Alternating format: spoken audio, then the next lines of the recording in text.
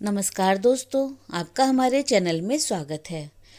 किस माह में आती है कौन सी एकादशी, क्या है व्रत रखने के असीम फायदे। दोस्तों, हर माह में 2 एकादशियां आती है, अर्थात आपको महीने में बस 2 बार और वर्ष के 365 दिनों में मात्र 24 बार ही नियम पूर्वक एकादशी व्रत रखना है। हालांकि प्रत्येक तीसरे वर्ष अधिक मास होने से 2 एकादशियां जुड़कर कुल 26 होती है। आइए जानते हैं किस महीने में आती है कौन सी एकादशी और क्या है व्रत रखने के फायदे। दोस्तों, चैत मास में पाप मोचनी और कामदा एकादशी आती है। कामदा से राक्षस आदि की योनि से छुटकारा मिलता है और यह सर्व कार्य सिद्धि करती है। तो पाप मोचनी एकादशी व्रत से पाप का नाश होता है और संकटों से मुक्ति मिलती है। वैशाख में वरुधनी और मोहिनी एकादशी आती है। वरुधनी एकादशी सौभाग्य देने, सब पापों को नष्ट करने तथा मोक्ष देने वाली है, तो मोहिनी एकादशी विवाह, सुख, समृद्धि और शांति प्रदान करती है, साथ ही मोह माया के बंधनों से मुक्त करती है। ज्येष्ठ मास में अपरा या फिर अचला और निर्जला एकादशी आती है। अपरा एकादशी व्रत से मनुष्य को अपार खुशियों की प्राप्ति होती है और समस्त पापों से मुक्ति मिलती है। और निर्जला एकादशी का अर्थ है निराहार और निर्जल रहकर व्रत रखना। इसके करने से हर प्रकार की मनोरथ सिद्धि होती है। आषाढ़ मास में योगिनी और देवशयनी एकादशी आती है। योगिनी एकादशी से समस्त पाप दूर हो जाते हैं और व्यक्ति पारिवारिक सुख को पाता है। देवशयनी एकादशी का व्रत करने से सिद्धि प्राप्ति होती है। यह व्रत सभी उपद्रवों को शांत कर सुखी बनाता है। श्रावण मास में कामिका और पुत्रदा एकादशी आती है। कामिका एकादशी का व्रत सभी पापों से मुक्त कर जीव को कुयोनि को प्राप्त होने नहीं देता और पुत्रदा एकादशी करने से सुसंतान की प्राप्ति होती है। भाद्रपद में अजा या फिर जया एकादशी आती है और परिवर्तनी या फिर जलझुलनी या फिर डोल एकादशी आती है। अजा एकादशी से पुत्र पर कोई संकट नहीं आता, दरिद्रता दूर हो जाती है, खोया हुआ सब कुछ पुनः प्राप्त हो जाता है। और परिवर्तनी एकादशी के व्रत से सभी दुख दूर होकर मुक्ति मिलती है। आश्विन मास में इंदिरा और पाप कुंसा एकादशी आती है।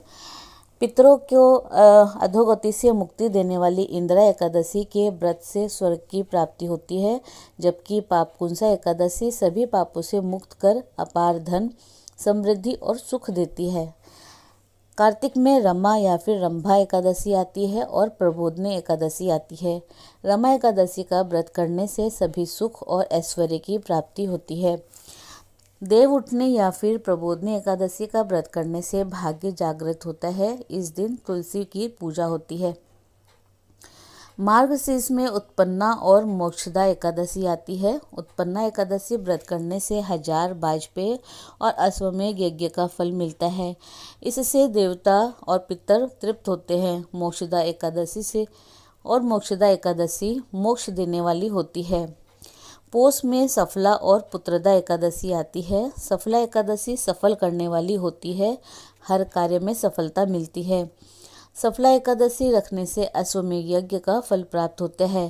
पुत्र की प्राप्ति के लिए पुत्रदा एकादशी का व्रत करना चाहिए। माघ में षटतिला और जया या फिर भीष्म एकादशी आती है। षटतिला एकादशी रखने से दुर्भाग्य, दरिद्रता तथा अनेक प्रकार के कष्ट दूर होकर मोक्ष की प्राप्ति होती है। जया एकादशी का व्रत रखने से ब्रह्म हत्या आदि पापों से छूटकर व्यक्ति मोक्ष को प्राप्त करता है तथा भूत पिशाच आदि योनियों में नहीं जाता। फाल्गुन में विजया और आमल की एकादशी आती है। विजया एकादशी से भयंकर परेशानी से व्यक्ति छुटकारा पाता है और इससे शत्रुओं का नाश होता है। आमल की एकादशी में आंवले का महत्व है। इसे करने से व्यक्ति सभी प्रकार के रोगों से मुक्त हो जाता है, साथ ही वह हर कार्य में सफल होता है। अधिक मास में पद्मनी या फिर कमला एवं परमा एकादशी आती है। पद्मनी एकादशी का व्रत सभी तरह की मनोकामनाओं को पूर्ण करता है, साथ ही वह पुत्र, कीर्ति और मोक्ष देने वाला है।